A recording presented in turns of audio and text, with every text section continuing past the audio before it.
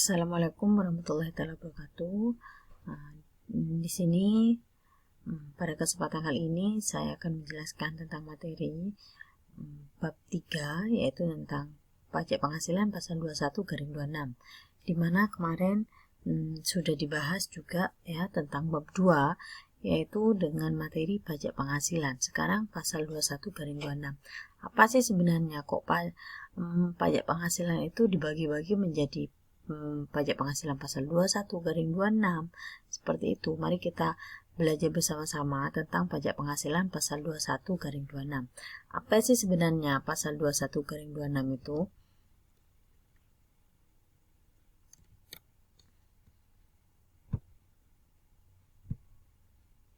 Nah, ini.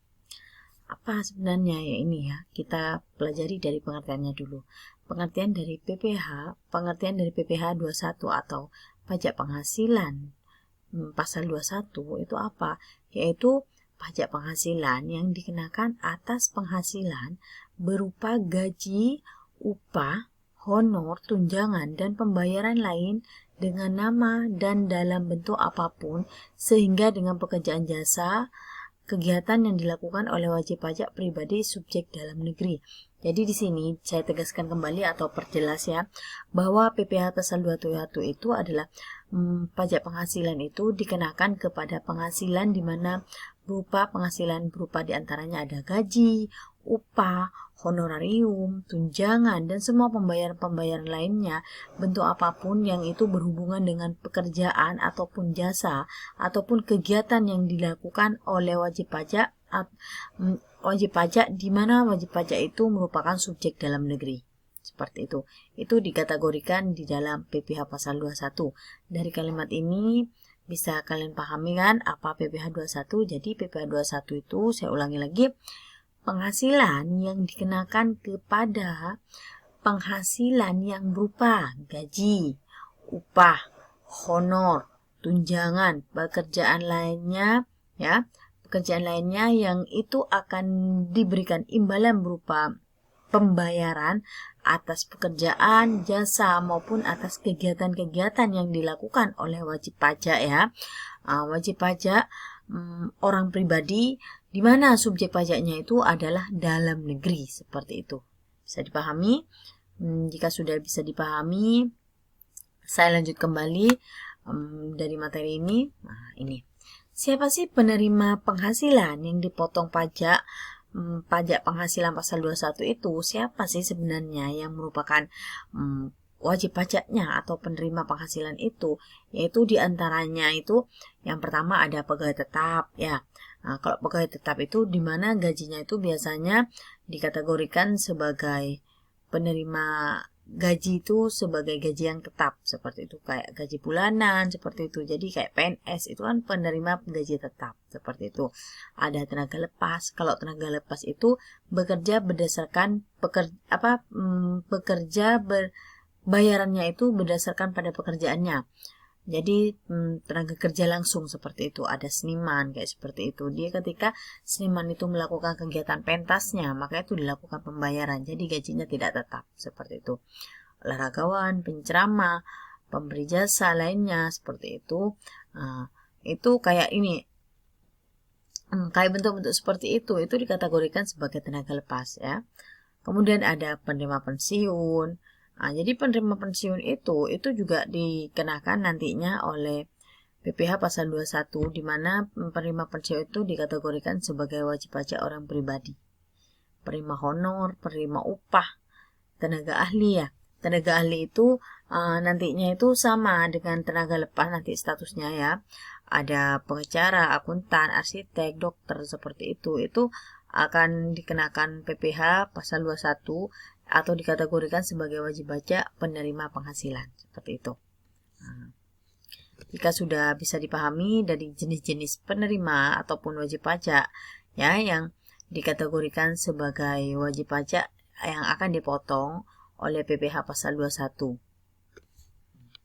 Selanjutnya kalau sudah paham tentang itu, saya lanjutkan kembali tentang pemotong pajak ya. Nah, kalau tadi kan ada yang namanya ini penerima penghasilan yang dipotong. Jadi pajaknya itu kan sudah sudah diberikan bukan pajaknya sudah diberikan ya, dimana penghasilan itu kan sudah diberikan kepada pekerja seperti itu. Nah, dari pekerja itu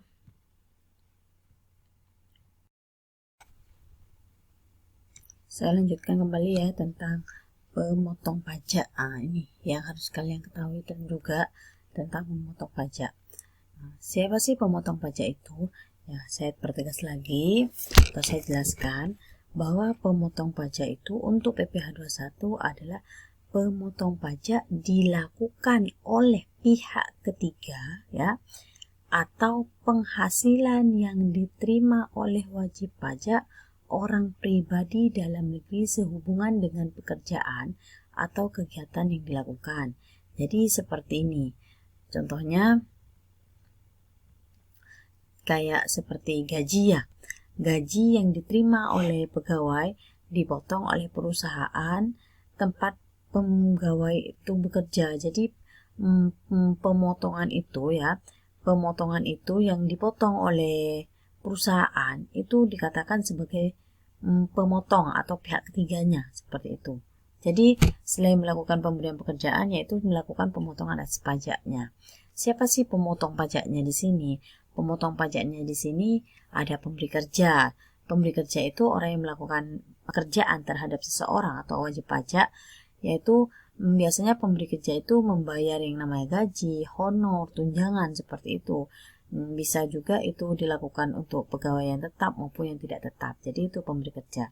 Kalau untuk biasanya pemberi kerja itu untuk perusahaan seperti itu.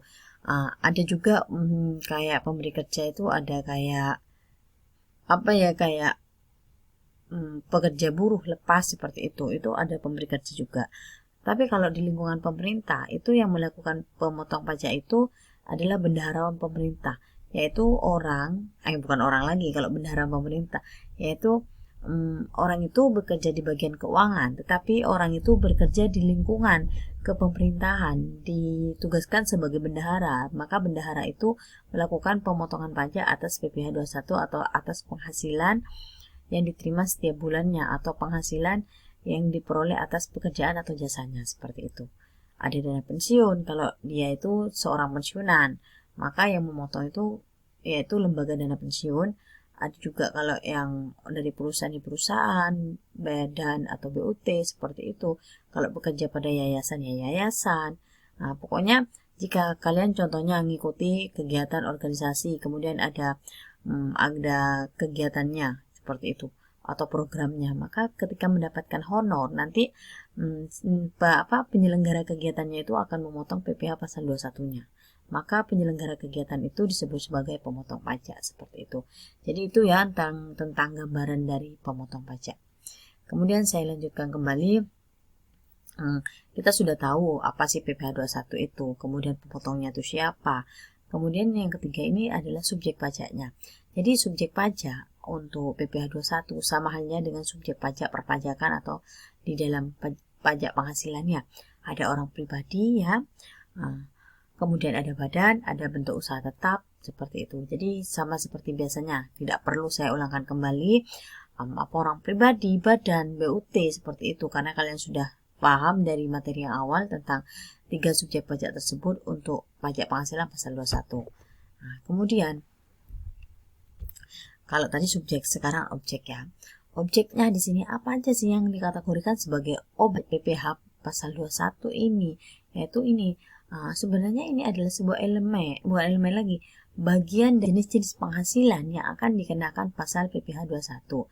Ada ini, penggantian atau imbalan berkenaan dengan pekerjaan ya, seperti yang saya jelaskan tadi. Ada gaji, upah, tunjangan, seperti itu. Ada hadiah, laba, keuntungan, penerimaan kembali pembayaran pajak, bunga, dividen. Jadi semua keuntungan-keuntungan yang berpotensi terhadap keadaan ekonomi atau konsumsinya, di mana itu yang berhubungan atas pekerjaan atau kegiatan yang telah dilakukan atas kegiatan jasanya, di mana orang itu memperoleh penghasilan, maka orang itu wajib di pasal 21. Jadi objek-objeknya itu adalah seperti ini ya. dari A sampai L, atau ada 12 elemen untuk jenis-jenis penghasilan yang akan dikenakan PPh 21 seperti itu. Bisa kalian baca sendiri ya, atau diulang-ulang lagi dari materi ini tentang objek PPh 21. Jadi jika ada yang mau ditanyakan, kalian bisa langsung ke saya, hubungi saya di WA, atau kalian bisa langsung di Google Classroom-nya masing-masing untuk menanyakan ke saya, silahkan. Ini kalau tadi kan ada 12 ya, ini ditambah lagi sama 7, jadi ada 19 ya. Ada premi, ada iuran, semacamnya, sampai dari 19 BI itu juga dikategorikan dalam PPh 21 seperti itu. Nah, ini elemen susunan PPh 21. Jika kalau sudah tahu sama pengertiannya, tahu ya, pemotongnya tahu, subjeknya tahu, objeknya tahu, gak tahu, seperti itu. Maka selanjutnya yang akan jelaskan di sini adalah elemen-elemen susunan PPh. Karena kan di dalam di dalam PPh pasal 21 itu ada sebuah metode hitungan yang harus kita kerjakan ya. Di mana ada bagian-bagian yang akan kita kerjakan dalam setiap penghasilan. Contohnya, ketika saya sebagai pekerja tetap ya, menerima gaji tetap atau pegawai tetap, maka kan saya mendapatkan penghasilan tetap setiap bulan. Dari penghasilan tetap setiap bulan itu, saya akan dikenakan PPh pasal 21 atas kegiatan jasa saya atau penghasilan atas pekerjaan jasa saya itu, maka saya itu harus memperhitungkan PPh 21 saya. Tapi di sini, di dalam perhitungan PPh 21 itu tidak sembarang saya mau menuliskan, oh ini penghasilan saya, ini PTKP saya, tidak seperti itu. Ada beberapa elemen dari susunan PPh 21 itu yang wajib kita ketahui ya. Di mana di sini ada beberapa elemen atau susunan yang wajib kita ketahui. Di antaranya itu elemennya ada penghasilan bruto ya, susunan pertama. Susunan kedua itu ada penambahnya. Penambahnya itu seperti tunjangan atau tambahan penghasilan seperti itu akan dikatakan sebagai penambahan. Contohnya kalau penambahan tunjangan ada tunjangan hari tua seperti itu akan menjadi penambahan nantinya untuk yang namanya PPh 21 di dalam PPh 21 untuk penghasilan bruto seperti itu. Jadi ada penambahnya. Selain ada penambahnya di dalam penyusunan PPh 21 ada pengurang juga. Jadi dari penghasilan ada penambah, ada pengurang.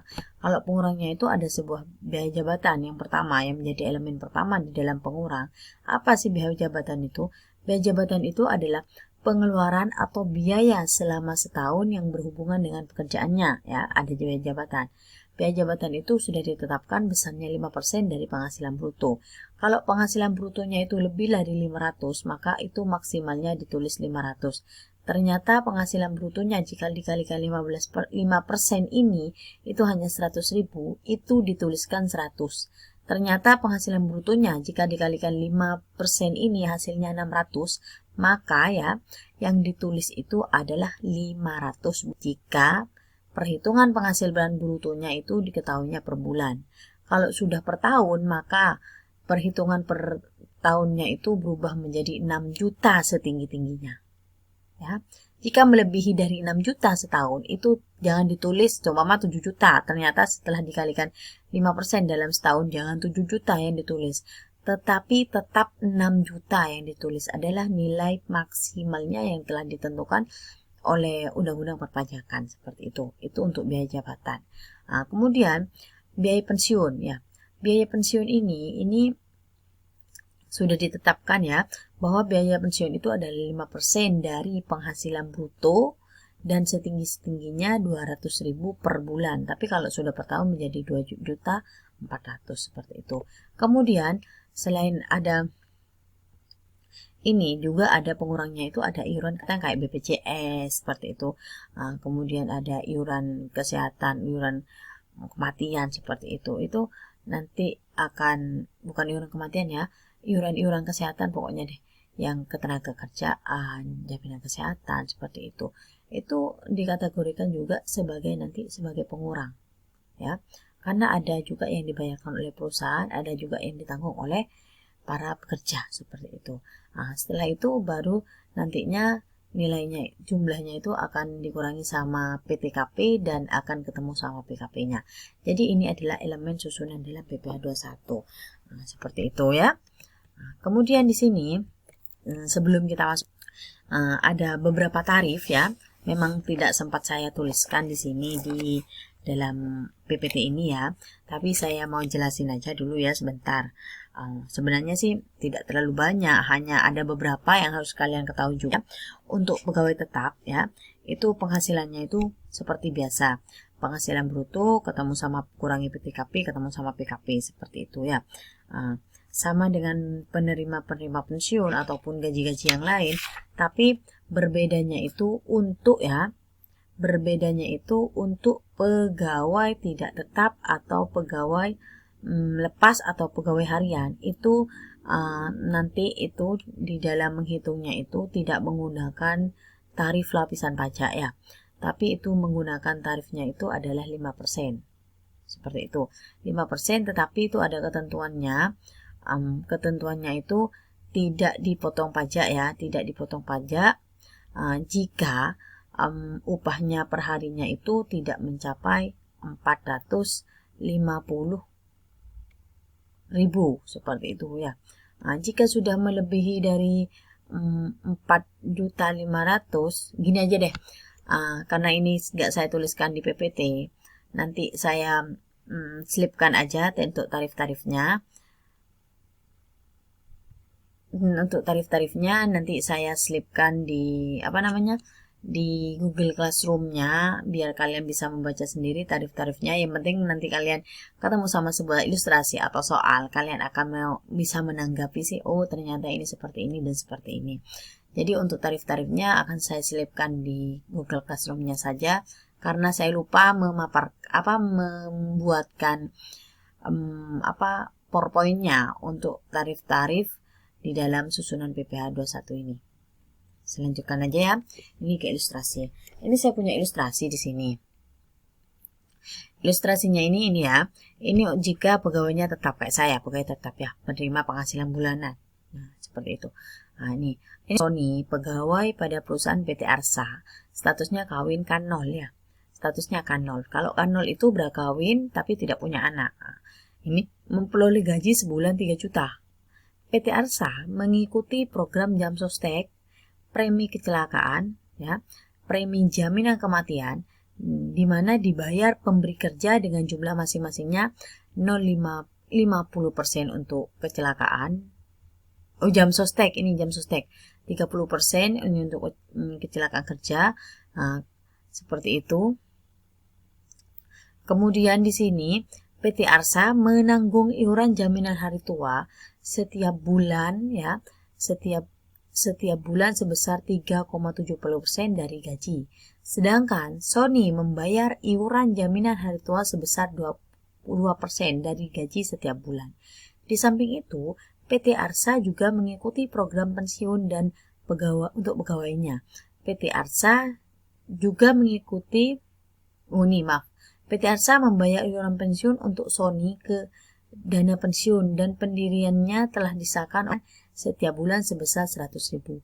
Sedangkan Sony membayar iuran pensiun 50.000 lah. Dari soal ini kalian harus bisa pahami sendiri-sendiri ya, ataupun diulang-ulang kembali untuk membacanya. Jadi ceritanya di sini Sony ini bekerja pada PT Arsa, di mana statusnya kawin, tidak punya anak, dia memperoleh gajinya itu sebulannya 3 juta.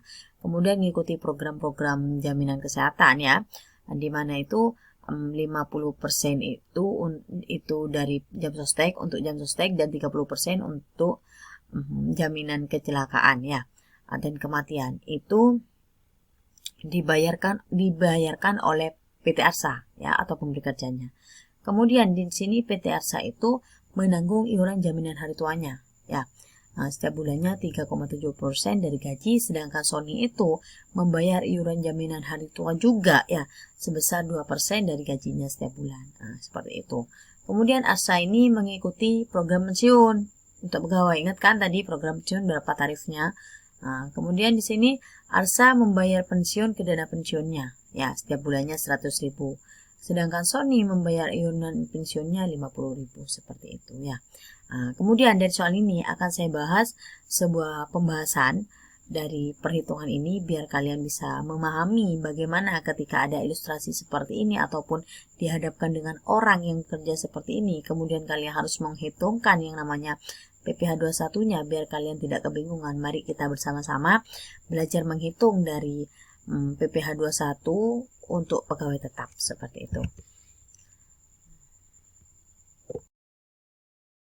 Nah, ini hitungannya ya. Saya kesinikan biar kalian kelihatan semuanya.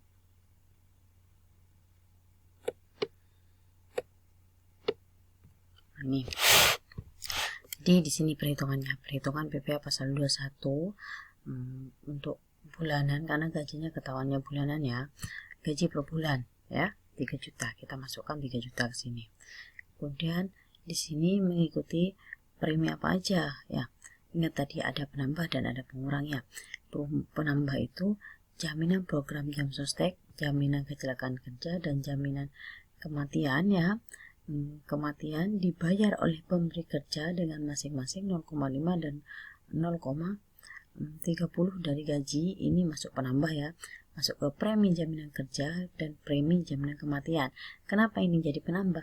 Karena ingat di sini yang menjadi kenapa jadi penambah, karena di sini yang membayar itu adalah pemberi kerjanya nih, dibayar oleh pemberi kerja. Ini ya perlu saya diboldkan atau dibesarkan ya, dibayar oleh pemberi kerja. Jadi kalau dibayar oleh pemberi kerja menjadi penambah ya, menjadi penambah, menjadi penghasilan bruto ya.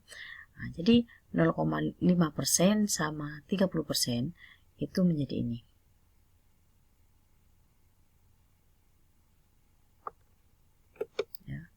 Ini sebenarnya bukan 50%, 0,5% ini.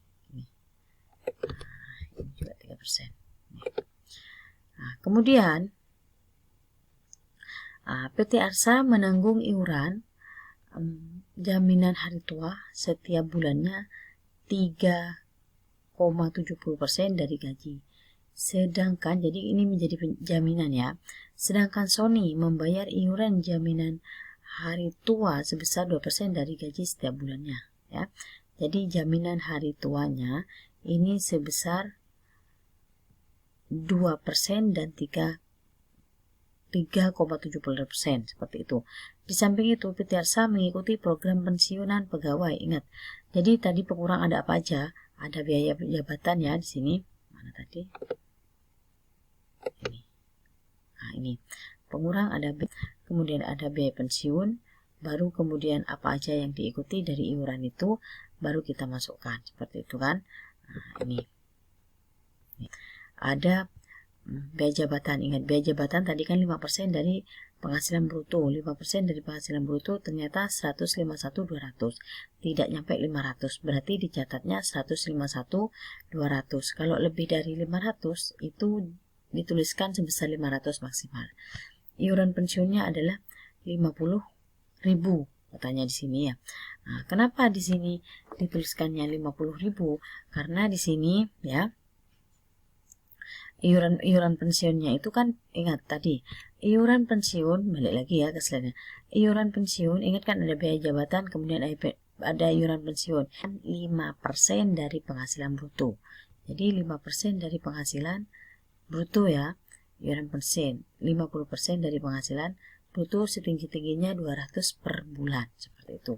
Jadi di sini biaya pensiunnya itu 5% jadi seperti ini.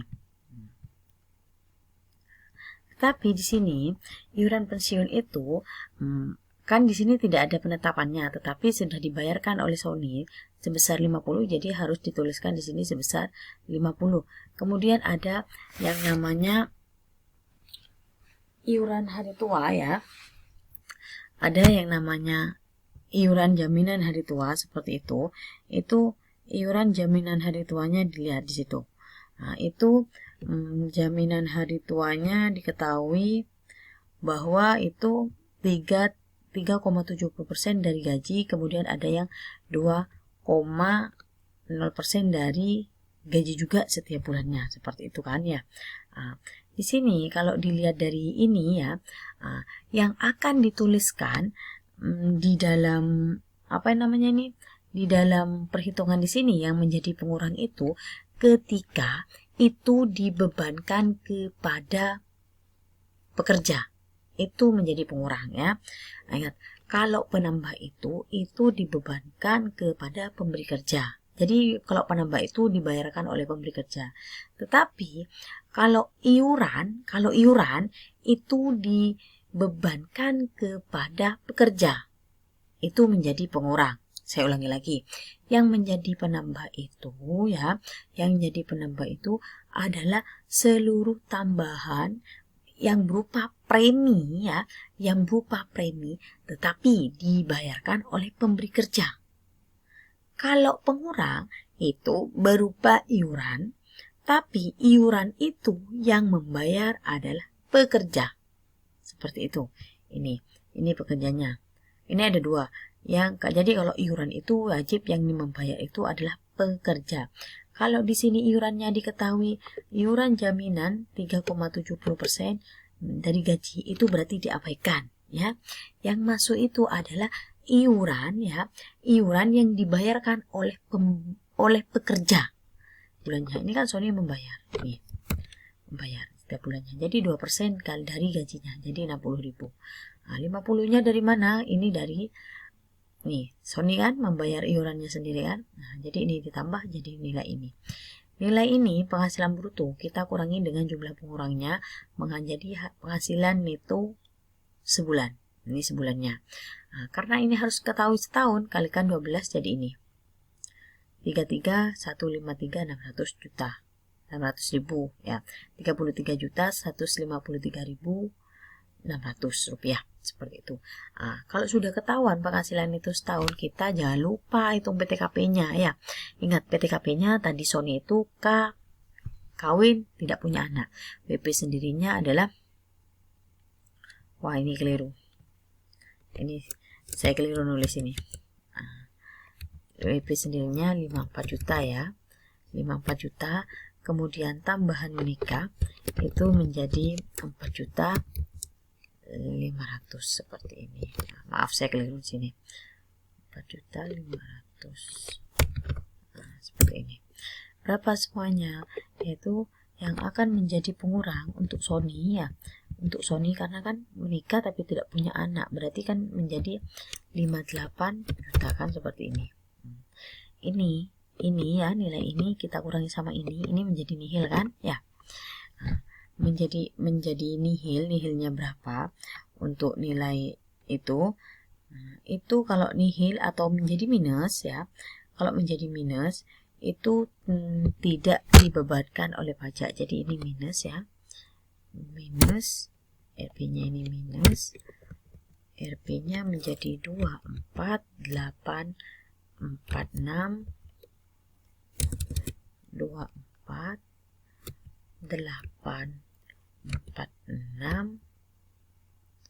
400 seperti ini kan. Nah, kalau minus seperti ini, jadi itu meskipun mau dibulatkan itu sama, tetap minus jadinya nanti ya. Jadinya jadi minus pembulatannya tidak saya tuliskan ya karena nilainya sama.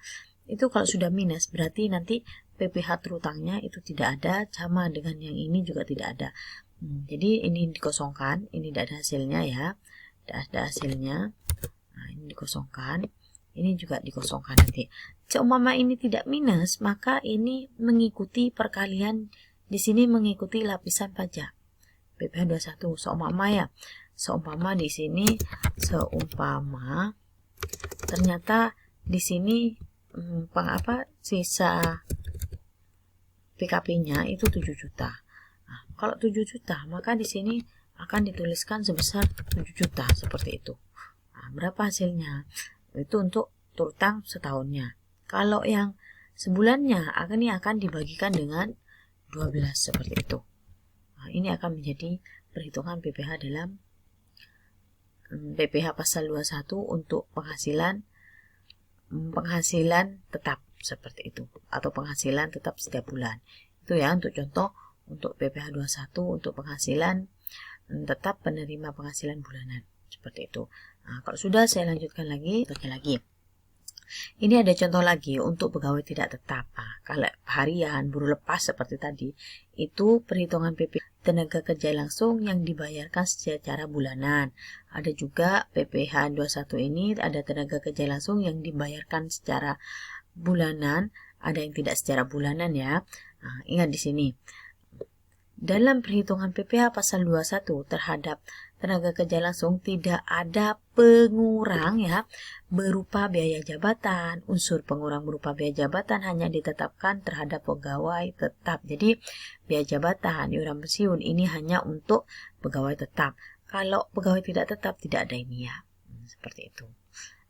Ini contohnya saya buatkan. Ini contohnya ya. Sudah saya buatkan sih, tinggal saya bahas saja di sini. Ini contohnya, Budi bekerja sebagai buruh bangunan di proyek pembangunan sebuah mal di Jakarta. Ia menerima upahnya 250 ya. 250 sehari. Maaf dulu, saya 250, maaf, ini bukan 250, 200 ribu. 200 ribu sehari, tetapi dibayarkan secara bulanan. Kontraktor membangun mal tersebut membayar premi asuransi kecelakaan untuk Budi 100 ribu sebulan ya. Sebulan Januari, misalnya Budi bekerja full selama 25 hari. Kerja sejak 2 hingga 31 Januari 2020. Budi mengambil libur kerja pada hari Minggu jika pembayaran upah kepada Budi dilakukan setiap hari ya, secara bulanan. Seperti ini. Jadi ini Budi ini pekerjanya itu pekerja bekerja seorang buruh bangunan, di mana itu pekerjaannya itu dihitungnya per hari, tapi penggajiannya itu tetap 1 bulan. Jadi pekerjaannya itu tergantung dari banyaknya dia bekerja, seperti itu. Maka itu tidak dikategorikan sebagai pegawai tetap atau penghasilan tetap. Maka kalau seperti ini perhitungannya ingat ya, diingat ini tidak bisa dikategorikan ini dikenakan pajak apabila penghasilannya ya tidak lebih dari 54 juta ya, tidak lebih dari 54 juta. Itu sebagai PTKP-nya, itu tidak dikenakan pajak, tetapi boleh dihitung ya PPh 21-nya jika penghasilannya itu sudah melebihi dari 4.500.000 ya, kan minimal PTKP terkecil itu 4.500.000. Jadi 4.500.000. Jika penghasilannya 200, pada hari keberapa mencapai 4.600.000 ya. Itu kan sebenarnya untuk mencapai harinya itu adalah hari ke-20. Hari ke-23 ya. Ke hari 23. Hari 23 itu baru bisa mencapai 4.600.000 atau melebihi 4.500.000. Jika di hari 23 itu sudah mencapai 4.600.000 berarti boleh dihitung. Ini caranya ya. Ini kok beda contoh. Oh, ini namanya cuman beda namanya ya. Maaf, ini beda namanya. Saya ganti di sini bukan Parman ini. Saya ganti jadi Budi aja. Contohnya ini Budi sebagai dengan status tidak kawin ya. Ini pada 2020.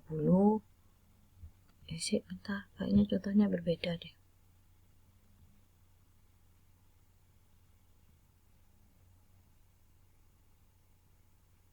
Tidak sama. Ini sama ya. Ini. Tapi ini kontraktornya sebuah mall Jakarta itu ternyata hariannya PT Lebat ya. Kerja selama 25 hari. Menerima upahnya 200. Perhitungan PPh-nya upahnya seharinya 200 ribu. Jika 200 ribu berarti satu hari itu masih belum mendapatkan pajak. Karena apa? Karena masih kurang dari 4.500.000. Kurang dari minimum PTKP terendah. Seperti itu, jadi 0 ya. Hari keberapa akan melebihi 4.500.000 ya. Ternyata sampai hari ke-22 masih belum mencapai 4.500.000, yang mencapai 4.500.000 itu hari ketiga ya. Ini pada hari ketiga dikalikan 200 jadi 4.600.000. Kemudian jangan lupa dikurangi sama PTKP-nya. Hari ketiga dikalikan PTKP-nya karena kawin tidak punya anak ya. Tidak kawin dan tidak punya anak dibagikan 360 banyaknya hari. Jadi ini PTKP-nya. Jadi pada hari ketiga PKP-nya menjadi 1.150.000. Kemudian jangan lupa dikalikan dengan lapisan pajaknya seperti ini ya. Nah, kalau sudah seperti itu, selanjutnya ini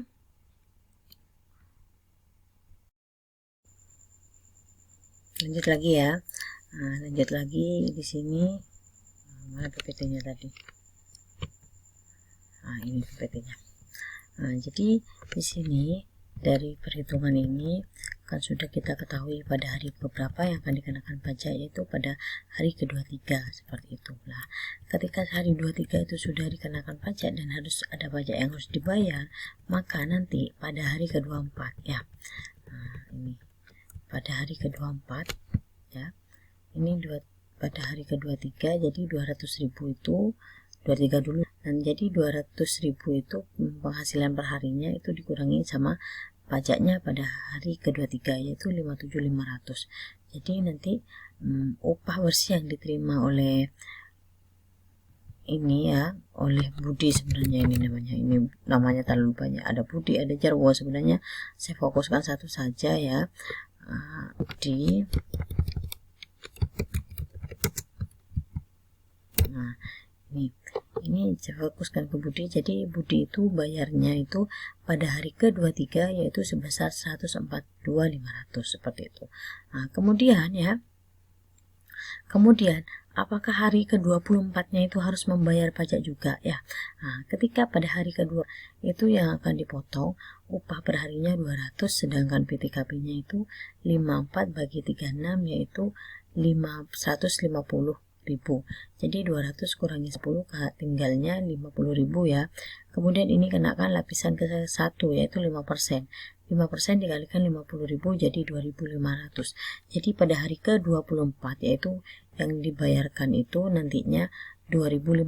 Jadi yang diterima oleh Budi itu sebesar 195 ya.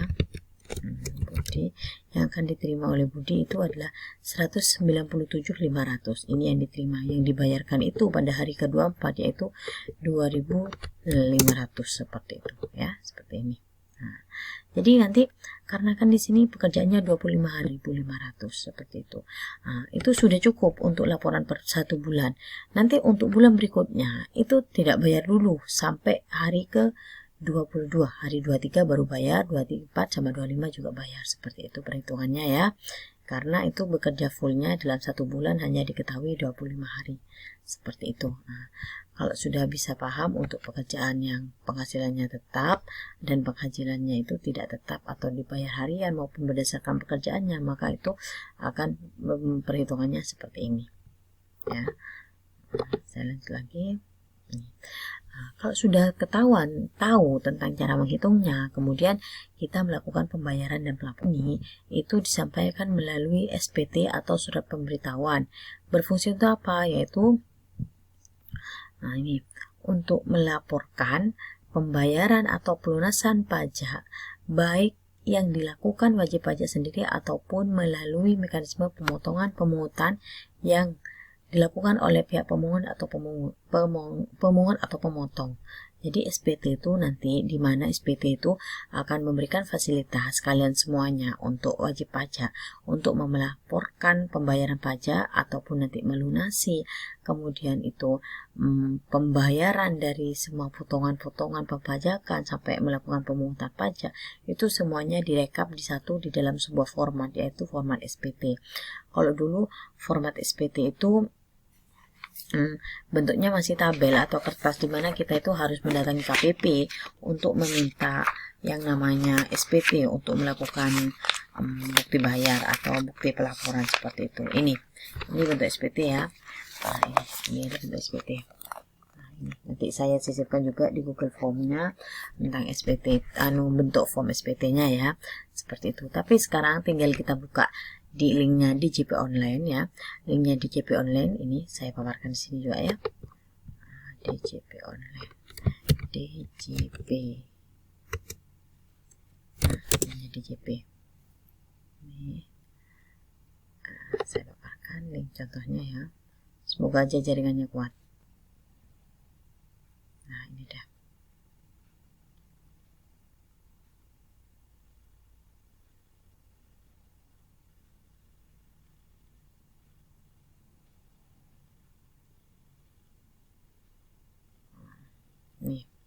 Nah, DJP online kita tinggal masuk ke sini, tinggal kita masukkan nomor NPWP dan password dari setiap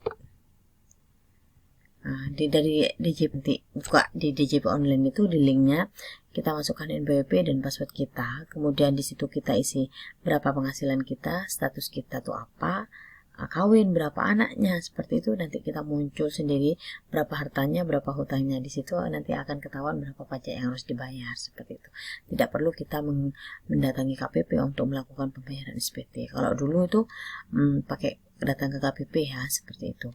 Nah, jenis SPT di sini surat pemberitahuan itu ada SPT masa. Kalau masa itu untuk pelaporan tiap bulanan. Biasanya SPT masa itu lebih pada SPT kayak perusahaan-perusahaan sih, seperti itu, kayak penyerahan barang ataupun penghasilan perusahaan, itu SPT masa. Tapi kalau tahunan itu biasanya untuk wajib pribadi kayak saya itu lebih ke SPT tahunan, seperti itu. Nah, ya. Badan ada juga, tapi badan itu yang pakai tahunan itu untuk laporan tahunannya, ada pajaknya. SPT itu untuk PPh pasal 21/26 ini. Nah, batasnya itu tanggal 10. Batas waktu pembayaran itu tanggal 10 bulan berikutnya. Tahun pelaporan kan tahun takwim itu 31 Desember ya. Jadi pembayarannya dimulai dari tanggal 10 Januari berakhir sampai 31 tanggal 31 bulan Maret, seperti itu. Itu berakhirnya. Jadi bulan ini adalah bulan terakhir untuk melakukan pembayaran dan laporan pajak. Seperti itu. Nah, selanjutnya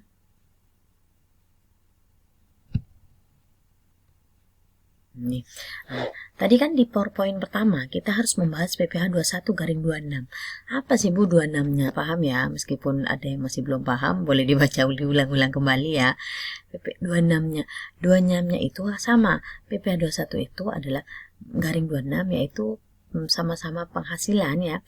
Pajak atas penghasilan yang dibebankan atas setiap pekerjaan atau pemberian jasanya dalam dalam negeri ya. Kalau 21, tapi kalau 26 itu yaitu bedanya hanya orang luar negeri, wajib pajak luar negeri. Nah, ini PPh dikenakan penghasilan bersumber dari Indonesia yang diterima atau diperoleh wajib pajak luar negeri ya.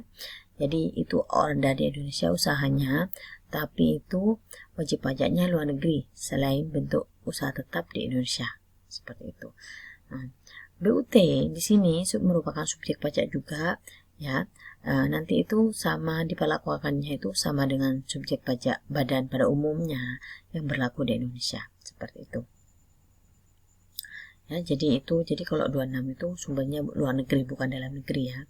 Pemotongnya siapa? Yaitu kalau dia itu badan pemerintah ya di lingkungan pemerintah, badan pemerintah, subjek pajak dalam negeri, penyelenggara kegiatan BUT sama perwakilan perusahaan luar negeri ya. Ingat, perwakilan perusahaan itu masih dikenakan pajak. Kalau perwakilan duta atau dari negara itu tidak diperkenakan pajak. Nah, ini tarif-tarifnya ya. Ada 20% ya untuk itu final. Biasanya untuk dividen, bunga, royalti itu kalau kita nanam saham ke luar negeri seperti itu, ataupun itu orang luar negeri nanam sahamnya di Indonesia, itu akan dikenakan PPh 21/26 tapi berdasarkan tarif pasal 26-nya. 20% juga rata-rata untuk PPh 26 itu tarifnya adalah 20%. Ini untuk apa saja bisa kalian baca sendiri ya, seperti itu. Nah, saya lanjut lagi ini. Contoh perhitungannya. Ini materinya sudah terakhir ya. Memang agak panjang sedikit, tak apa-apa. Nah, ini suatu badan subjek pajak dalam negeri membayar royalti 100 juta kepada wajib pajak luar negeri, dalam negeri keluar ya. Maka subjek pajak dalam negeri tersebut ya berkewajiban untuk memotong pajak penghasilannya ya. Jadi memotong pajak penghasilannya, ini kan membayar royalti kan ke wajib pajak luar negeri. Seperti itu. Jadi yang memperoleh royaltinya itu kan orang luar negeri karena dibayarkan oleh orang dalam negeri. Jadi orang dalam negeri itu nanti berkewajiban untuk memotong pajak penghasilannya. Berapa tarifnya tadi? 20% kan? Jadi 20% itu tinggal dikalikan 100 juta ini. Tinggal 2 juta. Jadi 2 juta ini ya wajib dibayarkan. Pegawai dengan status wajib pajak luar negeri adalah orang pribadi yang tidak bertempat di Indonesia, tidak lebih 12 bulan ya, memperoleh gaji, honorarium, imbalan lainnya sehubungan dengan pekerjaan jasa dan kegiatan lainnya. Ini untuk PPh 21/26 atau untuk PPh 21 untuk orang luar negeri. Nah, ini selanjutnya, ini ada SONA, pegawai asing yang berada di Indonesia kurang dari 12 bulan, statusnya kawin, mempunyai 2 orang anak. Ia memperoleh gaji bulan Maret 2003 sebesar 2.500 sebulan. Kurs yang berlaku 8.500 per 1 US dollar ya. Seperti ini, maka perhitungannya bagaimana? Yaitu 2.500 kita kalikan 8.500 sebagai kurs yang berlaku jadi 21.250. Ingat, Sahona ini pegawai asing ya, tapi berada di Indonesia. Nah, maka penetapan tarifnya di sini tetap 20% dikalikan ini. Jadi sisa tinggalnya ini. Ini tinggalnya adalah besarnya penghasilan kena pajaknya atau pajak terutangnya. Ini harus dibayarkan sebesar ini. Seperti ini. Jadi tarifnya sama-sama kalau 26 ya, yaitu sebesar 20% semuanya seperti itu. Nah, sampai di sini ada yang mau ditanyakan. Ini adalah materi untuk bab 3 yaitu tentang pajak penghasilan PPh 21/26. Nanti untuk tugasnya saya akan selipkan juga di Google Classroom. Juga nanti kalau ada pertanyaan-pertanyaan ataupun hal-hal yang mau diskusikan, silakan langsung di grup ataupun di Google Classroom-nya. Terima kasih, saya sampaikan. Wassalamualaikum warahmatullahi wabarakatuh.